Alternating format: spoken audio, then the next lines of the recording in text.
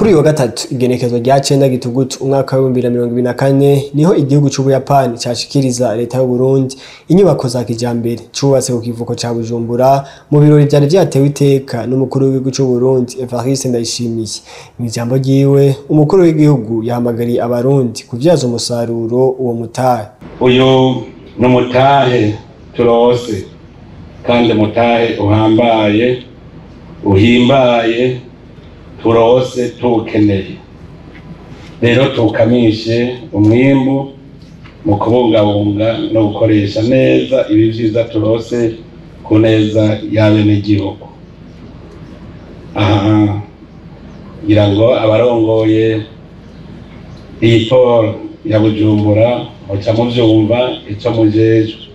Nikizobuza ko tuza turahaca turaba ko muriko muhakoresha nkuko bikwiye, hategereza gukamishwa umusaruro.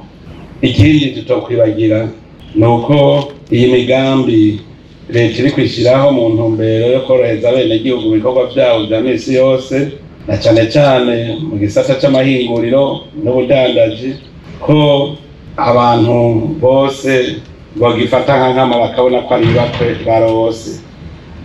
Mpamagarire abagwizatunga kugwiza umwimbu mu bisata nduzabutunzi mu ntumbero yo gukamisha umwimbu ikiyaga ca Tanganyika n'ibivuko vyaco.